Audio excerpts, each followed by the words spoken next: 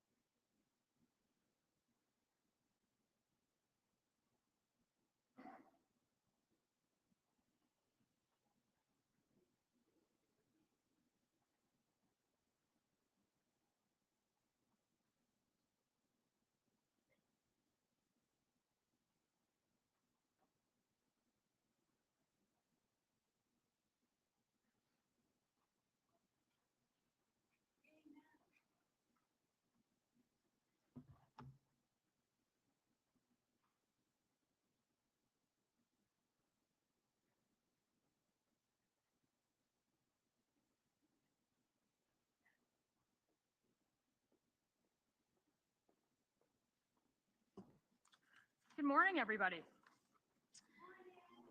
I'm Melissa Lantzman. I'm your Conservative candidate in Thornhill, and thank you for coming today. I want to take a moment to thank all of our Canada First Conservative colleagues for joining us today. All of our candidates, in no particular order, but Francis Lavoie, Sandra Cabina, Anna Roberts, Rob Pierce, Parm Gill, Natalie Weed, Vincent Ho, Louis Sibera, Amarjeet Gill, BJ Podell, Jocelyn Peoria, Nita Kang, Sudeep Kang, Asim Tarun, Bernard Trottier, James Lynn, Suchita Jalan, and Vaughan Woodbridge's very own Michael Guliamin, Lionel Loganathan, Jaspreet Sandhu, Bob Dosanjh, Tim Iqbal, Roman Baber, Ashik Hussain, Amardeep Judge, Nicholas Pham, Gurmeet Sandhu, Bellant Matthew, and Malid Mikhail. Thanks for joining us today, and I have the honor of hosting Pierre Poilievre today for this important announcement. I want to tell you that I've crisscrossed the country, visited many campaign teams, knocked on many doors. In particular to those campaign teams, we see campaigns chock full of young people wanting change. Change so they can afford food, change so they can afford a home, change so they can live in safe streets. And all of those people working hard, knocking on doors for their Conservative candidates all over the country, wanting change for better days ahead in Canada. Because after this lost Liberal decade with costs and crime up, our economy down, under America's thumb, it's clear that the Liberals don't deserve a fourth term. I know it, our candidates know it, our volunteers know it, and millions of Canadians know it. They want change. It's time to put Canada first, change with a new Conservative government that will axe taxes, build homes, unleash resources, stop crime, and bring home jobs to stand up to Trump from a position of strength. Pierre Poilievre is the only one who can bring that change. And here to tell you more about our plan, I have the pleasure of introducing my boss, the next Prime Minister of Canada, Pierre Poilievre, the only one who can bring change to Canada.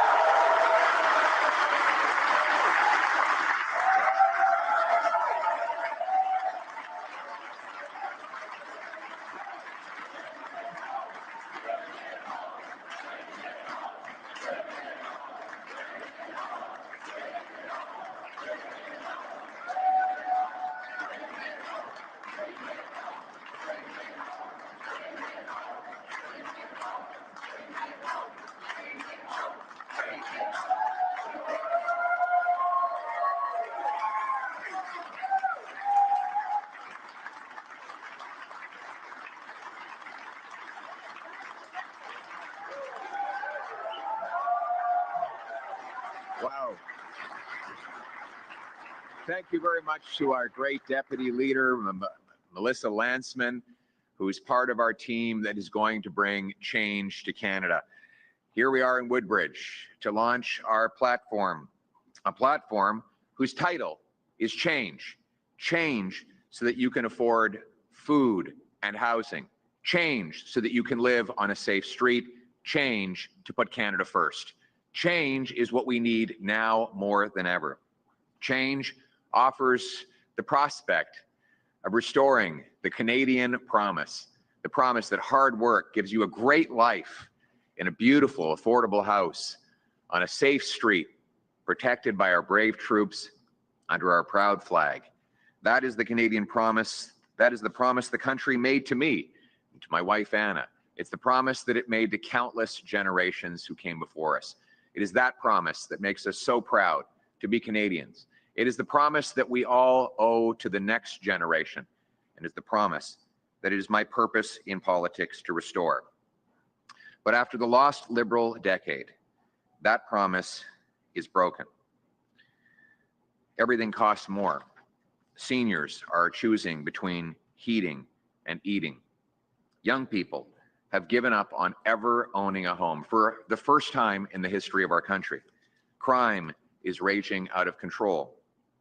Immigration has been broken by Liberal policies that grew population at a rate 3 times faster than our housing stock, crowding out homes, healthcare, and jobs. For 3 Liberal terms, Canada has had the worst GDP per capita of any country in the G7. Much of that while Mark Carney was Justin Trudeau's economic advisor. And the OECD forecasts that Canada will have the worst economic growth out of all of its roughly 40 nations for the next 30 years. La promesse du Canada, la promesse canadienne, que le travail acharné vous permette d'avoir une belle vie dans une maison abordable sur une rue sécuritaire est une promesse qui est maintenant brisée par des libéraux. Après les décennies perdues des libéraux, les Canadiens n'ont plus les moyens de faire leurs épiceries. Les aînés doivent choisir entre se chauffer et manger. Les jeunes ont perdu tout espoir de devenir propriétaires un jour. La criminalité est en forte hausse. L'immigration est hors de contrôle. Au cours des 3 derniers mandats, les libéraux nous ont donné la pire croissance économique parmi le G7 et l'OCDE prévoit que nous aurons encore le pire pour les 30 prochaines années. C'est le bilan de Mark Carney comme conseiller économique à Justin Trudeau et c'est le bilan de Justin Trudeau et les libéraux. Donc, on ne peut pas prendre le risque d'un 4e mandat de coûts hors de contrôle et d'une économie qui est en descente. On a besoin d'un changement pour rendre la vie abordable et sécuritaire, un changement pour mettre le Canada d'abord. C'est pour ça que nous lançons notre plateforme aujourd'hui, pour faire changement et permettre ceux qui travaillent fort d'avoir une belle vie et une belle retraite dans des quartiers sécuritaires et une vie abordable. Now, you have to take into consideration the context in which we're announcing this platform for a change.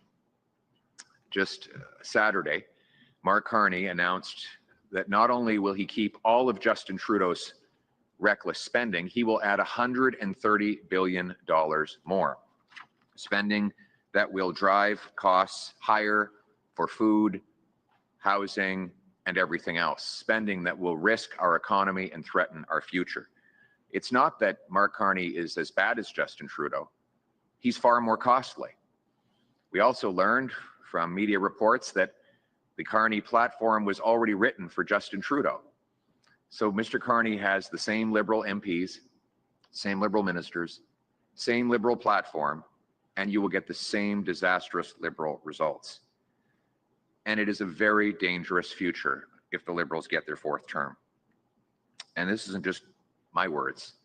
It's Mark Carney's own government department. Just a week ago, we learned that one of the departments of the government, the Privy Council office, has made some very depressing predictions about the way the country is headed after a decade of Liberal rule.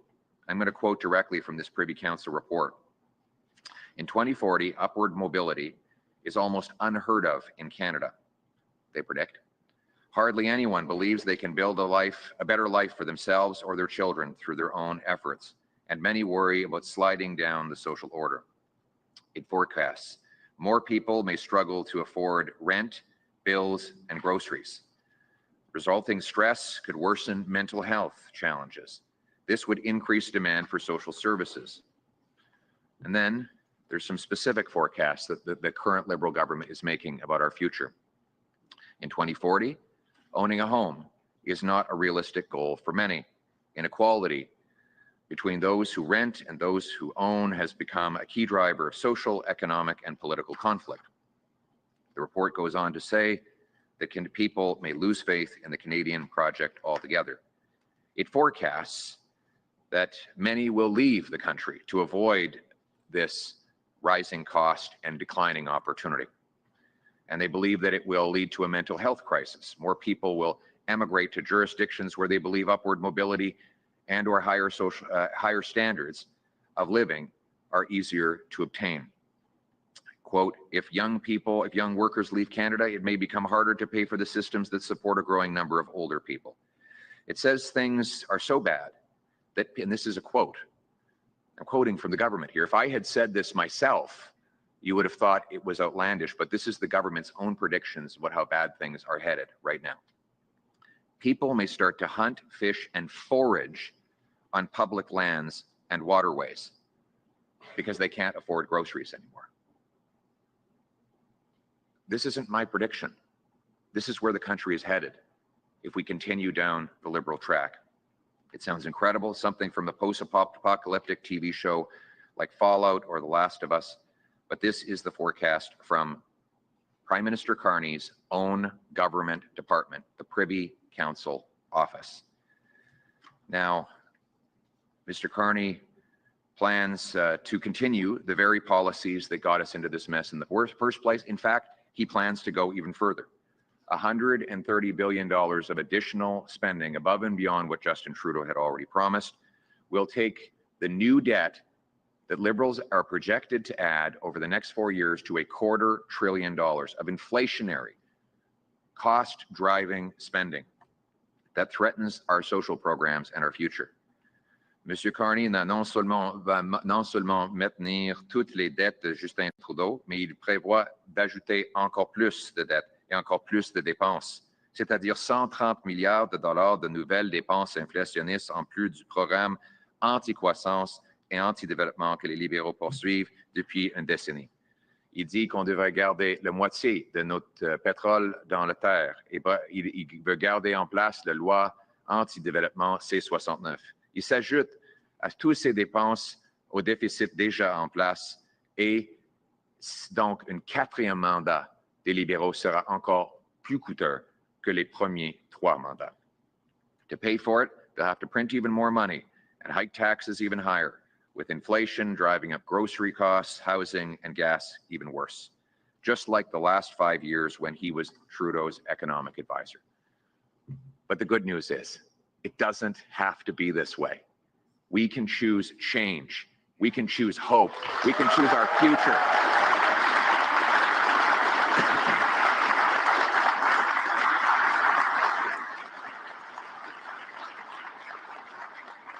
Our platform at forachange.ca lays out this plan.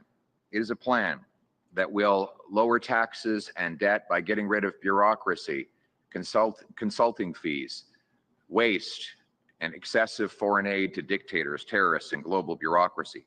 It is a plan to build homes by removing taxes and bureaucracy. It is a plan for safe streets by locking up criminals for a change. Change to unleash our resources so that we can stand on our own 2 feet and stand up to Trump and anyone else from a position of strength. The choice is this: a 4th Liberal term with Mark Carney, whose reckless Liberal plan will add even more debt than Trudeau, or a new Conservative government with a responsible plan to save $125 billion and put us back on the path to growth and security. This is my plan for change. First, we will cut the Liberal deficit by 70%. By cutting back on bureaucracy, consultants, foreign aid to dictators, terrorists, and global bureaucracies, slashing money for special interests, and unleashing $500 billion of extra economic growth by unlocking the power of our resources and home building. We will, thank you.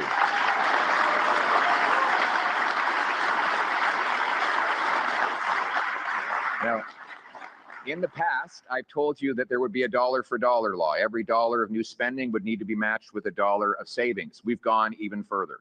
Every dollar of new spending in our platform, especially for things like defense, will be met with $1.50 in savings in other areas.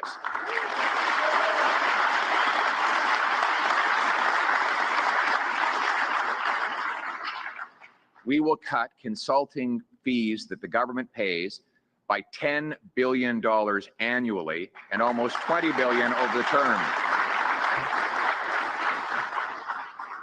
Gradually and through attrition, without mass layoffs, we will wind down the cost of the bureaucracy by hiring back only 2 people for every 3 who voluntarily retire.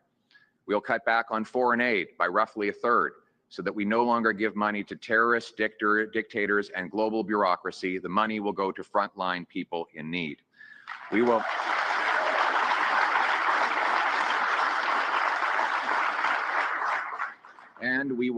also pass this spending discipline in law, so that going forward, every time a politician or bureaucrat comes up with an idea to spend more money, they will need to find the exact amount or more in savings before the idea will even be considered. This is how single moms, small businesses, and seniors make their decisions. Whenever I spend money, I will think of it as my mother's money, a retired teacher. If she would not be happy with it coming out of her retirement funds, then I should not be happy spending it. Canadians have been pinching their pennies long enough. It's time for government to start pinching pennies as well.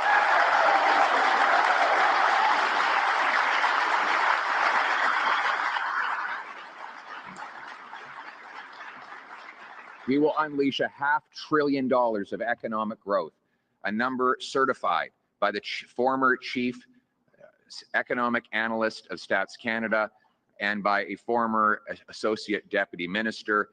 This growth will be the direct result of repealing liberal anti-energy laws, removing bureaucracy that blocks home building, and cutting taxes on investment. This boom in growth will bring in $70 billion of additional revenue, money that we can use to pay for our cherished programs and military without raising taxes on Canadians.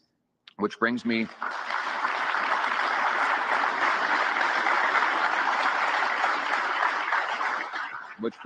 to my second plank, major plank, to bring an affordable life for a change. A Conservative government understands that a dollar left in the hands of the person who earned it is always better spent than a dollar in the hands of the politician who taxed it. And that is why Conservatives will cut your income tax by 15% to save almost $2,000 for the average working family for a change.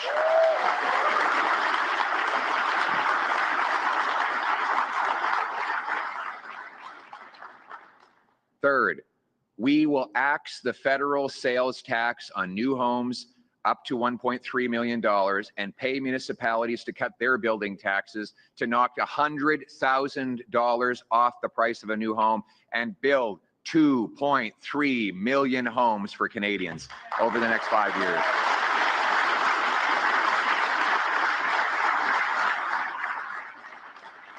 And we want those homes to be in safe neighborhoods so that we will stop the crime for a change.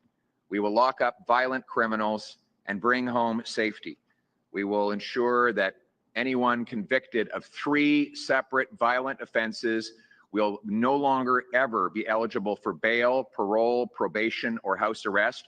It will be jail, not bail, 3 strikes, and you're out.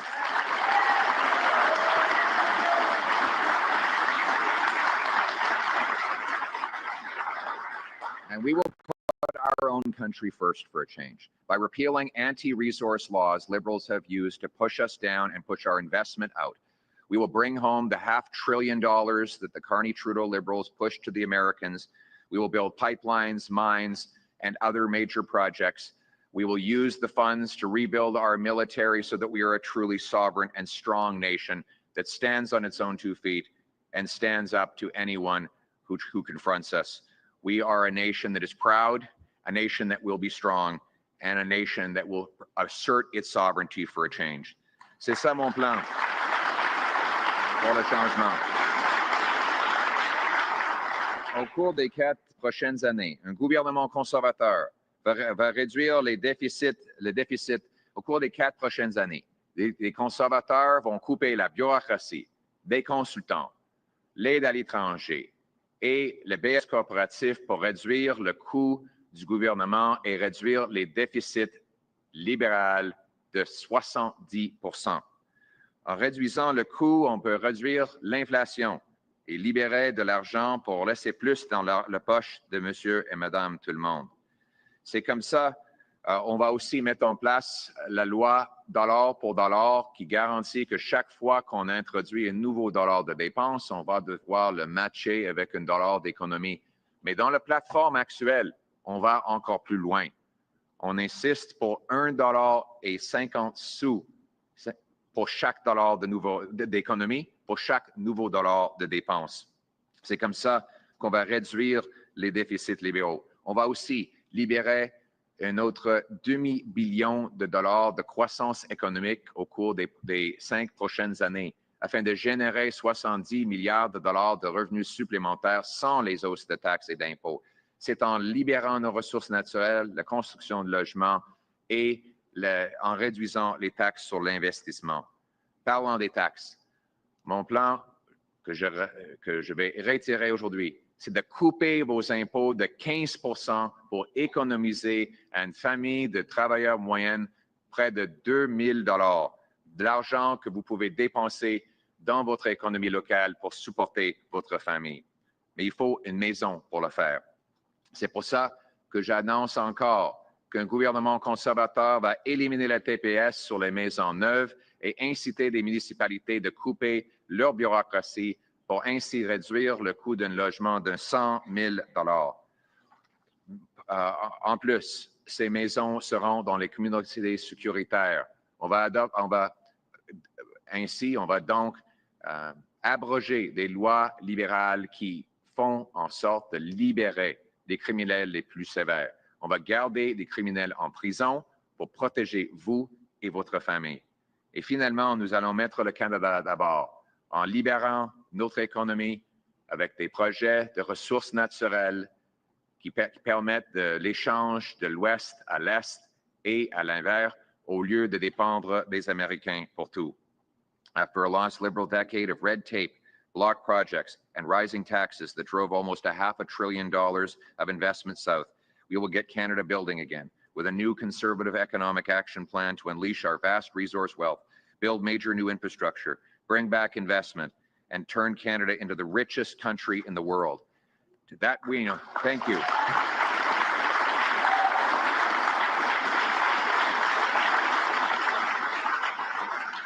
And by the way, richest country in the world is not just bragging points. It's not just to be at the top of the list of some OECD or G7 publication.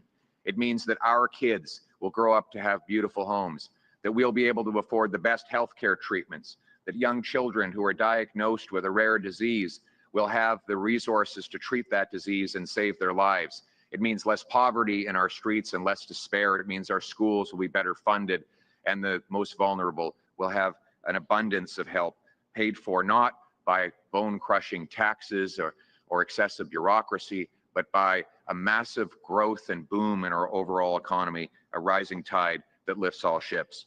We will repeal the anti-development laws like C-69 that Mark Carney wants to keep in place. We'll get rid of the energy cap and unlock our energy production. We'll repeal the entire carbon tax for real, for everyone, for everything, for a change.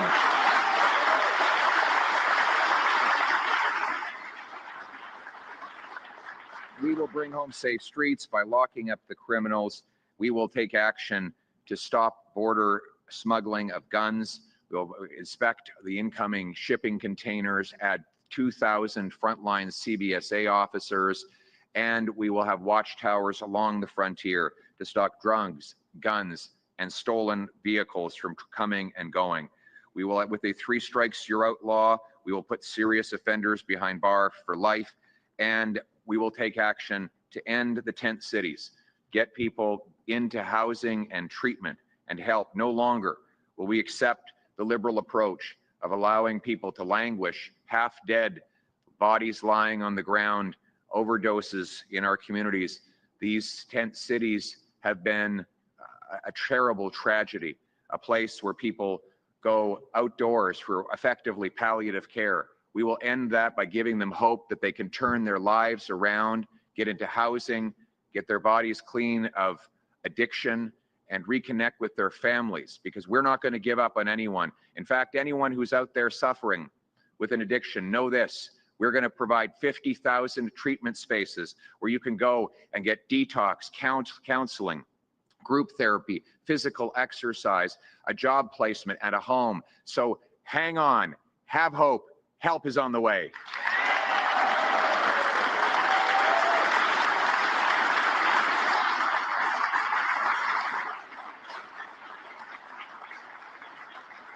For our seniors who are increasingly worried about the cost of living and the dangers in our streets, we will protect you. We will protect your pension. We will ensure you continue to have the option of retiring at age 65. That will be the age of retirement for OAS, CPP, GIS. But if you do decide to work because you want to contribute and bring your wisdom to the people, we will allow you to earn $34,000 tax-free so that your hard work and your contributions are reimbursed and rewarded. Nous allons garder l'âge de retraite à 65 ans et permettre à ceux et celles qui choisissent de travailler de gagner juste à 34 000 libres d'impôts. But still, even with all of that, we need to ensure our health care is available for our people. And that is why my platform commits to working with the provinces, maintaining the promised increases in health care with no cuts whatsoever, providing supplementary funds to help with more residency positions, and bring in a Blue Seal program to help immigrants take a test, prove they're qualified, and get to work in their field. All these measures combined will bring us an extra 15,000 doctors to treat our patients.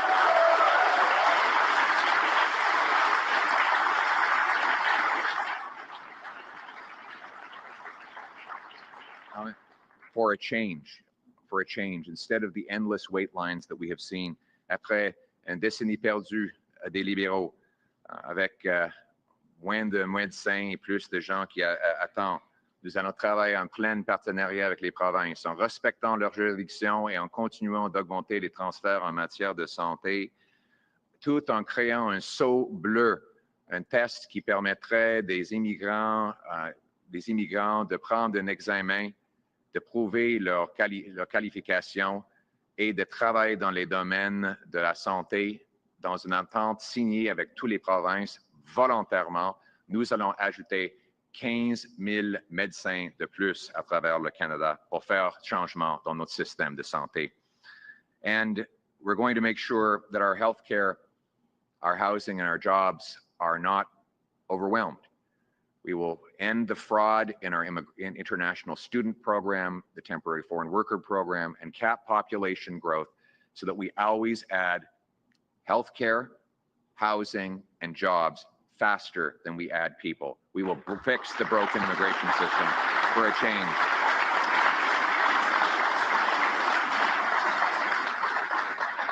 None of this would be possible without the courageous soldiers who protect our borders and the veterans who've come before them.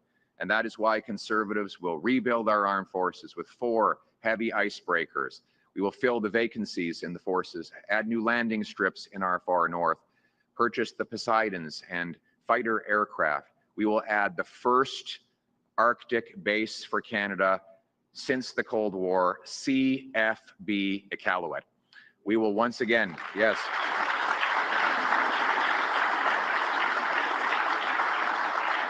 We will remove the bureaucracy and red tape so that our veterans can get the services they need. And our young veterans who come out of the forces in their 40s can get jobs working in the trades where they're given credit for the things that they learned in the forces. Let them earn big, powerful paychecks by going from helmets to hard hats. We owe them that, and we owe them everything else. And we will be there with our veterans. For a change, this country needs to stand up for its military and its veterans, the people who gave us everything we have. Thank you.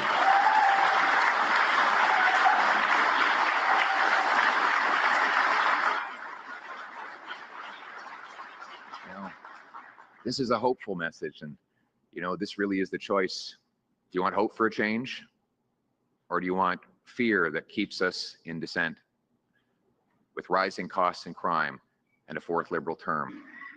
Liberals are trying to do everything in their power to make you forget about the lost decade they have foisted upon us. Over the last few weeks, Mr. Carney and his team have done everything to force you to forget. But Mr. Carney cannot run from his Liberal record. Not only was he Trudeau's economic advisor who pushed for out-of-control money-printing inflation, but he has now recruited Justin Trudeau's entire team. He has Trudeau's top advisors following him around. I even caught him at the debate saying that Trudeau's advisory team was physically there with him. And you notice he didn't deny it. The same people writing the same, they literally took the same platform they had written for Justin Trudeau. They did a Control F and they replaced Trudeau with Carney. Now, it's not me that's saying this was even a confession of a CBC commentator and very devout Liberal supporter. In fact, some people have said that Mr. Carney's spending is even more irresponsible than that of Mr. Trudeau's. That is what you're getting with a fourth Liberal term in office. A reckless plan for debt, decline, costs, and crime, or a responsible plan for change to bring home Canada's promise with the Conservatives.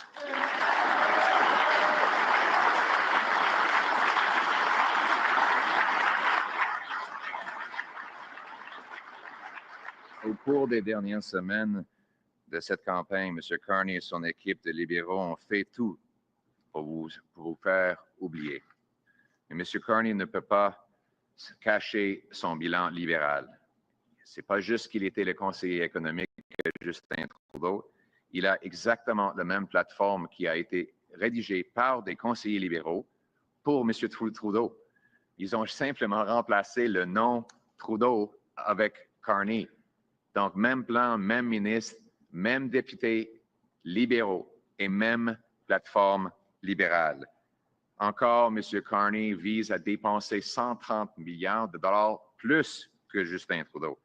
Donc, le choix dans les élections, c'est est-ce qu'on va prendre le risque de réélire les mêmes libéraux qui ont causé cette faiblesse et cette explosion dans le coût de la vie, ou est-ce qu'on va choisir un changement avec un nouveau gouvernement conservateur responsable qui va couper le gaspillage, réduire les déficits, les taxes et les impôts, bâtir des logements, libérer nos ressources pour qu'on puisse tenir tête à Donald Trump et les Américains avec la force. C'est ça le choix. I believe in this country. I believe in its promise. And I believe our country is ready for change. Change that will bring hope. Change that will mean that our young people will have a future again, and that they will have children of their own they can raise in safe neighborhoods. And that when those kids are born, they'll be taught that they can do absolutely anything in this country, that they can cure cancer, start a business. Maybe what they want is just to grow up and buy a home, have 2 kids and a dog, and enjoy a peaceful Canadian life with a nice flag hanging from the front porch. That's the promise that the country made to me, and I owe this country everything for letting me stand on this stage, coming from my humble beginnings, and I want everybody to have the same chance that I have. So our purpose here today is to bring the change that will enable that promise to be renewed. Change so you can afford a good life. Change so that you can afford a nice home. Change so that you're safe in your community. Change so that we put Canada first. Let's bring it home. Thank you.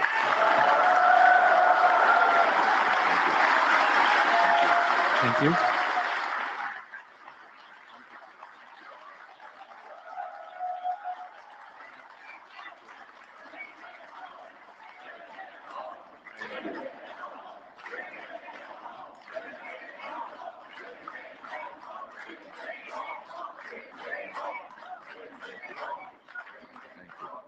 We will now take questions from the floor. Please say your name and outlet.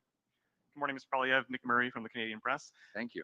Your platform calls for $20 billion in revenue in the first year from tariff response, but you've previously said that a Conservative government would redistribute that to affected workers and tax cuts, and you've also said that you would look to pause tariffs in an early renegotiation of a new trade deal with the United States. So I'm wondering how you account for that $20 billion in revenue in year 1 with those variables at play and a $31 billion deficit already forecast.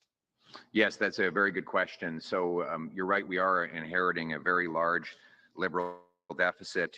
It's actually 46.8 billion right now under the current Liberal government.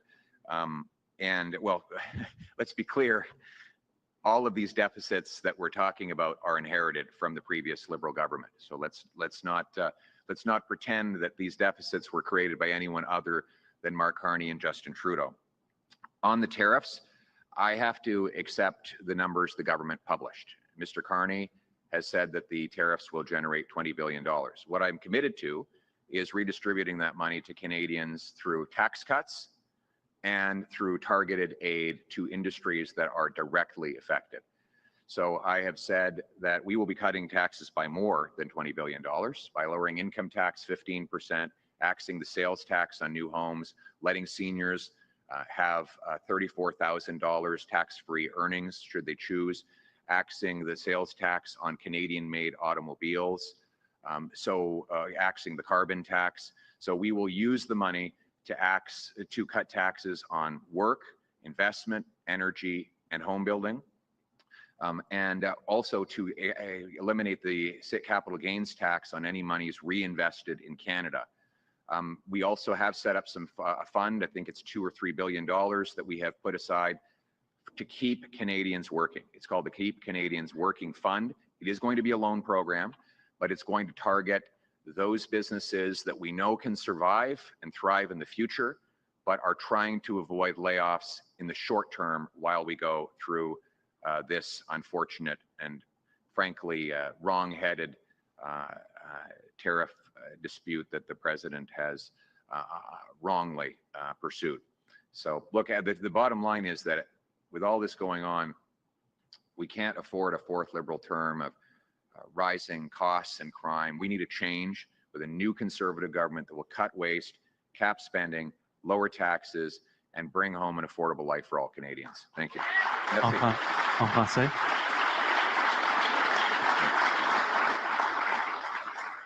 Merci beaucoup. C'était une très bonne question. J'ai souligné que le déficit qu'on va hériter de M. Carney et M. Trudeau est 46,8 milliards de dollars. C'est un déficit libéral. C'était prévu avant les élections. Donc, c'est pas mon déficit à moi, c'est le déficit libéral. C'est un déficit que je vais réduire massivement à 31 milliards de dollars dans la première année. En plus, comme le monsieur a très bien dit, je m'étais consacré auparavant de donner tout l'argent récolté par les tarifs en réduction d'impôts et en aide directe aux entreprises et travailleurs directement touchés. Et je vais garder cette promesse. Je vais couper les taxes sur l'investissement, l'énergie, la construction de logements et le travail. Ça inclut l'élimination de la TPS pour les nouvelles maisons, l'élimination de la taxe carbone. On va couper les impôts de 15% et on va aussi éliminer la taxe sur les gains en capital pour ceux qui réinvestissent au Canada. En même temps, on aura un fonds consacré aux entreprises et travailleurs qui peuvent garder leur opération à long terme, mais qui ont besoin d'un peu de liquidité juste pour payer leurs factures aussi longtemps que la guerre tarifaire continue.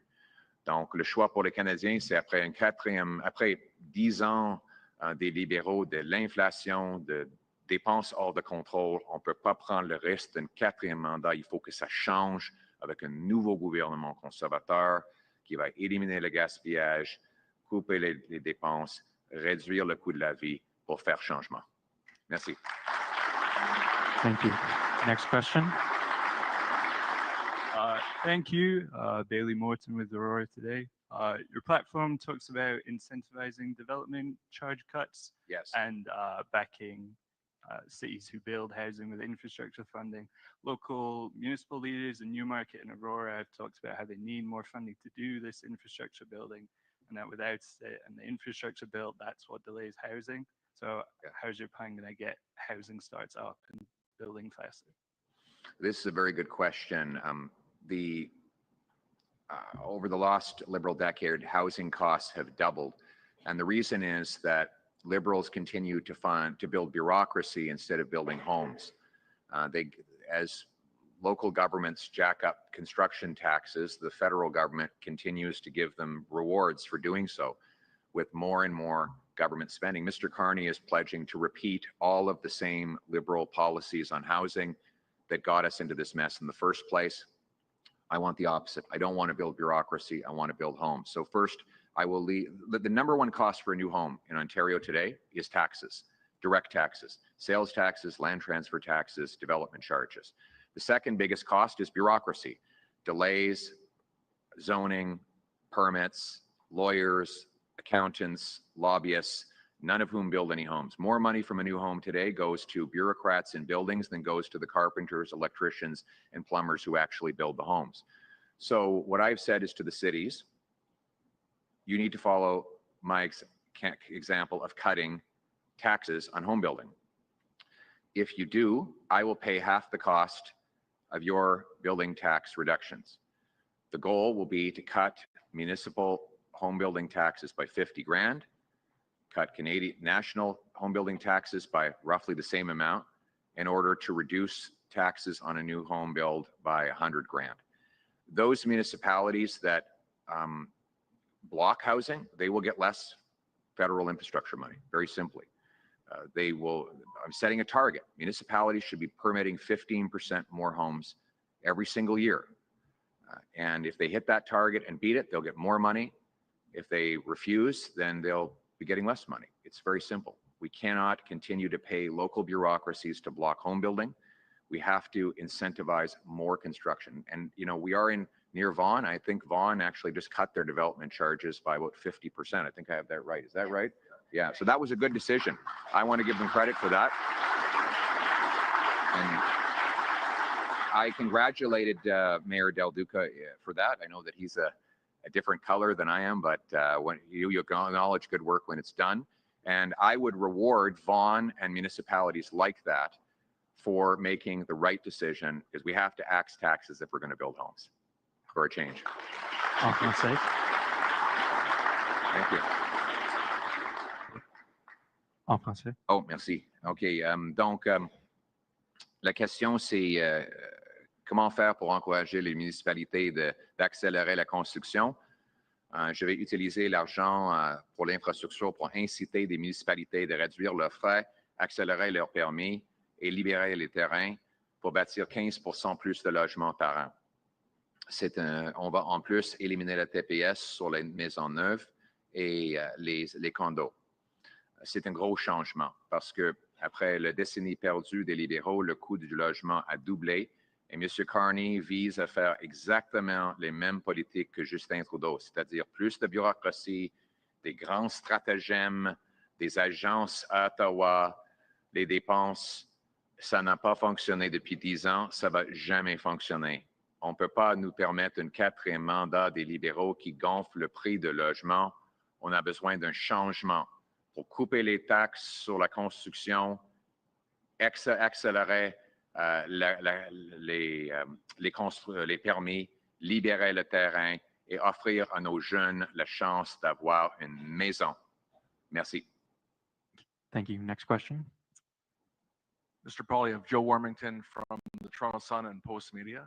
Hey, Joe. Nice to be here today. And thank you. I would be remiss as a reporter to not talk about what you talked about. And I want to talk about the platform. But just before that, you mentioned about this report out of the Privy Council. Yeah. Now, as a crime reporter, if you will, when I hear something like that, I cannot believe what I've heard. It's such a stark contrast to what you talked about in your platform.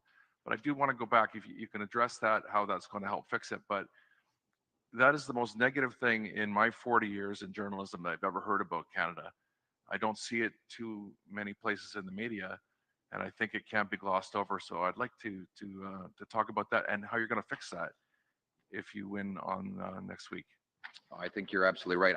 I'm shocked that, like, this is not an interest group or an opinion columnist or even a think tank that has put out this report.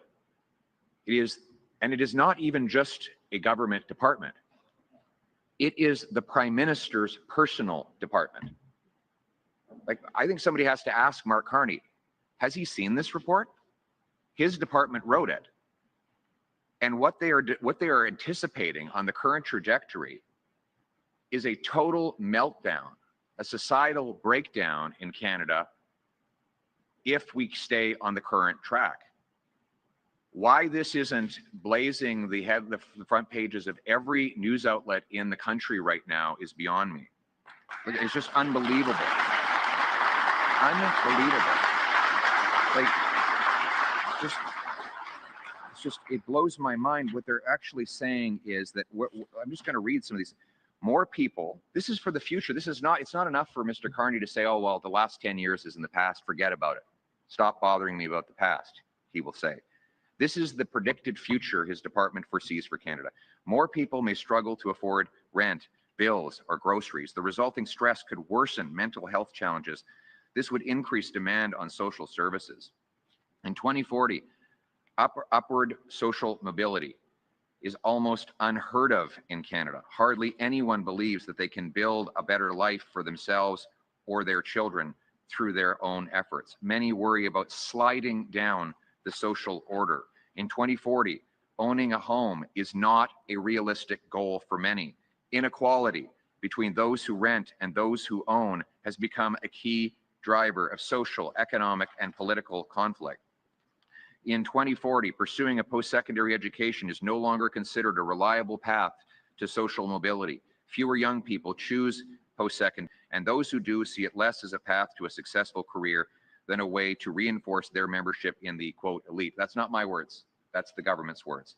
The reports paints a terrifying picture of a spiral of economic depression and cost inflation. People may lose faith in the Canadian project, it says.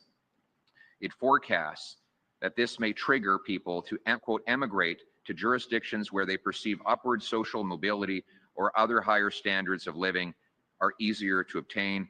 If young workers leave, it may become harder to pay for our social programs for the older people in the country.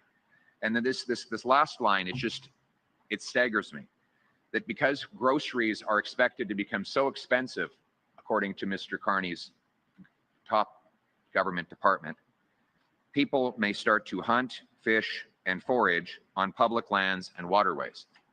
Like, it is just hard to believe when you read these words that this is about Canada. This is exactly why I'm in politics, to reverse this, to give people back the promise of this country. And we know what to do. We know how to get there. We have to unleash a plan for change, a plan that will cut people's taxes so their hard work pays off, that will remove bureaucracy so we can build over 2 million homes, that will lock up the violent criminals, that will unleash our resources to generate a $500 billion of extra economic growth, that will fund schools and hospitals and opportunity for our people. That's what's at stake. That's what change means. Thank you. En français.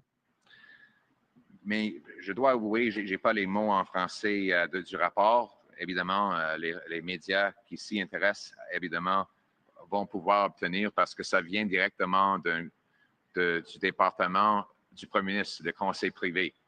Et ce département dit que sur la trajectoire actuelle, l'idée d'accès à la propriété va être éliminée, que les gens vont arrêter d'aller au post-secondaire parce que ça ne leur donne pas d'espoir, qu'un grand nombre de nos jeunes vont simplement quitter le pays pour avoir l'opportunité ailleurs, et même qu'à cause des prix alimentaires, les gens vont devoir faire la chasse, la pêche et d'autres activités à l'extérieur pour chercher la nourriture. Ce n'est pas moi qui dis ça. C'est le département gouvernemental de Mark Carney qui a publié ce rapport. Je suis un peu stupéfié que ce n'est pas partout, comme 5 jours avant des élections, le département du Premier ministre prévoit un tel avenir. C'est incroyable. Mais moi, je prévois un autre avenir avec un vrai changement pour une vie abordable, pour des maisons abordables, pour la nourriture abordable, pour les rues sécuritaires, pour une croissance plus d'un demi-billion de dollars de croissance supplémentaire qui va nous permettre de financer nos programmes sociaux et défendre notre souveraineté économique. C'est ça l'espoir. C'est pour ça que je suis en politique. C'est pour ça qu'il faut que ça change. Merci beaucoup. Thank you. Thank you. We will now go to the final question. Thank you. Bonjour, Mylène Crête de la presse. Dans votre plateforme, vous prévoyez à peu près 12 milliards là, de nouveaux revenus avec la construction de maisons. J'aimerais savoir qu'est-ce qui va générer ces revenus exactement. Et je me demandais aussi, qu'est-ce que vous allez faire du projet de train à grande vitesse entre Montréal et Toronto? Très bonne question. Deux questions. On vous a promis une, mais on donne deux pour une. C'est parce que c'est une journée spéciale. Puis c'est dans ma plateforme. En parlant de revenus supplémentaires pour le logement, selon les rapports et les études, chaque maison génère 70 000 revenus pour le gouvernement fédéral en impôts parce que les charpentiers, les électriciens, les plombiers et les entreprises de construction, ils paient des impôts. Donc, chaque fois qu'on ajoute une nouvelle maison qui n'était pas prévue par le trajectoire auparavant, on ajoute 70 000 $ aux revenus du gouvernement fédéral. Et ça, c'est bien documenté dans des rapports qui ont fait le calcul. On prévoit construire 2,3 millions de logements. C'est à peu près le double qui était sur le trajectoire actuel.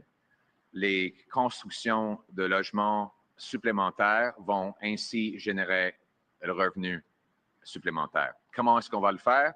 On va éliminer le TPS sur les nouvelles maisons. On va inciter les municipalités de libérer le terrain, d'accélérer les permis et de couper leurs frais. On va vendre 15% des terrains et des bâtiments du gouvernement fédéral pour bâtir un autre 300 000 logements. Dans l'ensemble, on va pouvoir construire beaucoup plus et les charpentiers et des autres métiers et les entreprises vont ainsi avoir plus de revenus et payer plus d'impôts et de taxes. Et c'est comme ça que ça marche. Parce qu'après la décennie perdue où les libéraux ont doublé le coût du logement, il faut que ça change avec un nouveau gouvernement conservateur qui va couper les taxes et bâtir des logements. Merci. In English, please. Thank you. Thank you. Thank you. So the question that came to me, I should just say on the train, we will grant fast permits for large-scale projects like this, and we will make this an environment in which projects can get built. Nous allons livrer des permis très rapides pour des projets comme vous avez mentionné. In English, the question was about housing, how we're going to generate billions of dollars of extra revenue from home building. That is based on a report we have that shows that every time a new house gets built in Canada, about $70,000 in taxes are paid by the workers and businesses who build those homes. Obviously, the carpenters, electricians, they get paid salaries. The companies make profits, and they all pay taxes. So every extra home we get built generates 70 grand for the government. We're going to build 2.3 million homes, which is about twice the current trajectory, which means there'll be a lot more economic revenue coming in for the government from home building. How will we do it? We'll axe the GST, the federal sales tax on new homes. We'll incentivize municipalities to cut their development charges, speed up their permits, free up land. We'll sell off 6,000 federal buildings, thousands of acres of federal land. And in that way, we will build extra homes, which will generate additional tax revenue. This is a win-win-win after a lost Liberal decade of doubling housing costs. We can't afford a fourth term. We need a change to axe the taxes, cut the red tape, build the homes, and a bright future. Thank you. Thank you, everyone. That concludes today's press conference. Merci, ça conclut la conférence de presse.